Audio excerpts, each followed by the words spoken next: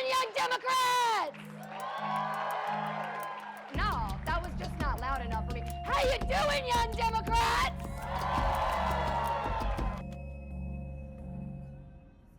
We're here in Durham on our way to meet the youngest state party chair in the country. She's leading the Democrats here in North Carolina as they ramp up to the 2024 election. Hey y'all, are y'all registered to vote? Heck yeah. I'm out here talking about young Dems and trying to get anybody who is looking young, take one of these from me. Hey, how are you? Are you registered to vote? You should be. Well, you can do it online. It's very easy to do.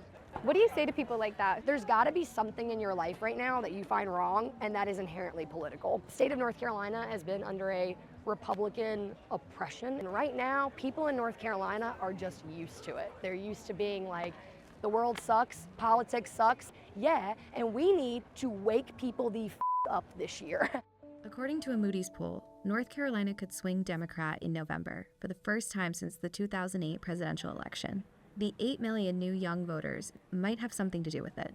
For a long time, politics has fundamentally ignored young people. We have slowly but surely become the largest voting bloc, right? And it's so important because when you're thinking about the impact that has in this election cycle, no wonder everybody started to pay attention finally to us. But it seems issues, not candidates, are influencing how young people are voting in the Tar Heel state. Mental health, gun violence, people want to see legislators take action about issues, and it's just not happening right now.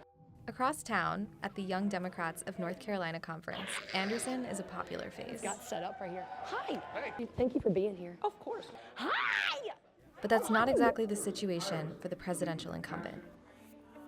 Are you guys excited for the upcoming general election? Excited, a little anxious.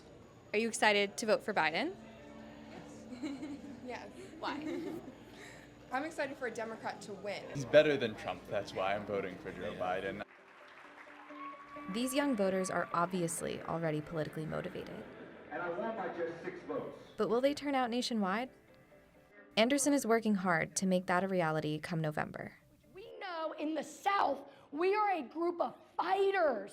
That's what we've always done. Progress comes from the South. So in 2024, young Democrats are gonna stand up and you're gonna stand up and you're gonna stand up and hell yeah, y'all are. Thank you, young Democrats.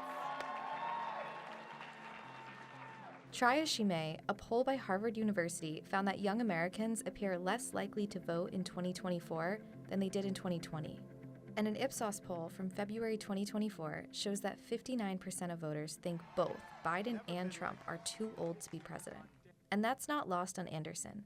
Are people excited to vote? No. I mean, like, I'm not gonna lie to anybody, right? And I shouldn't. I went to UNC Charlotte's campus the other day, and I asked every single one of those students, raise your hand if you were excited to vote for the 80-year-old president. Not saying which 80-year-old, right? Because Donald Trump might as well be up there too, right? And I said, raise your hand. Nobody in that class raised their hand. And I was like, but how many of you are still gonna vote?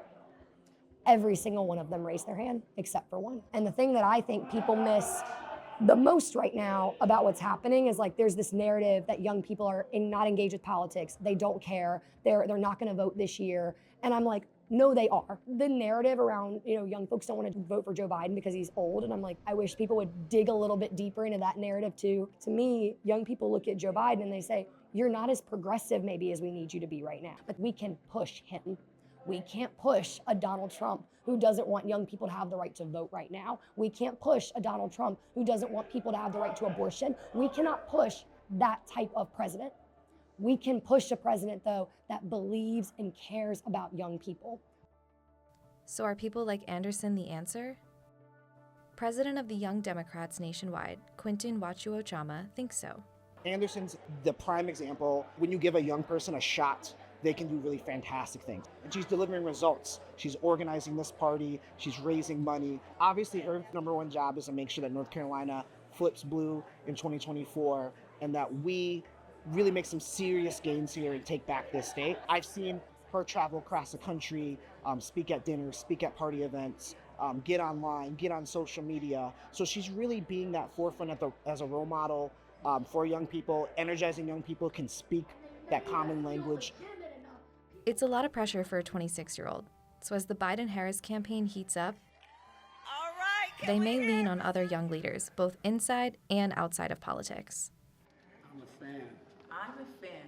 I think that surrogates come in all shapes and forms. You have surrogates who are maybe more of those higher profile celebrities. Surrogates are people that can speak to it that are those fellow young people. I think also there's a really good opportunity we have with young elected officials. Representative Maxwell Frost is on our National Advisory Board, and being able to work with young electeds that can say that they both know why it's important to have young people in office, but also why we know that Biden is the best candidate for young people because of the policies that he's championed. Gen Z leaders are already in Washington. But until more are elected, implementing progressive policies will still be an uphill battle. I serve in an institution where everyone's much older than me for the most part, and I'm bringing my perspective, not just as a member of Gen Z, but as an Afro-Latino, being from the South. And so bringing these things up can sometimes be a little frustrating in an institution where not everyone fully understands where you're coming from. Gen Z voted at the highest numbers in 2020, 2022, and it's going to be in 2024 again. And so what we have to do as elected leaders is provide a vision. So we need people who understand that and who can deliver that message, especially to young people.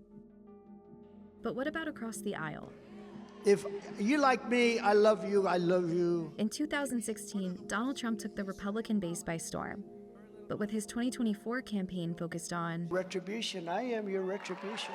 and his grip on the Republican Party tightening, young Republicans have little option but to get on board. How do you feel about Trump being the potential nominee? I mean, I'll support him if he comes back. Hopefully we can actually fix the economy and be able to buy houses again and get lower prices on food costs. It's stuff we need, and I don't think what we've got right now is doing the job. Trump does appeal to young people. There is honestly a huge following for Trump within our young Republicans. It's just more like there's different factions. They would like to see some younger blood in there, but most of them are like, if this is the nominee, this is who we're going to support, because at the end of the day, we're Republicans. If they have Joe Biden on the Republican side, we're not seeing him as a real competition. If we've learned anything, to pin the presidential election on a battle of ages is to undermine the intelligence of a generation that will determine the future of America.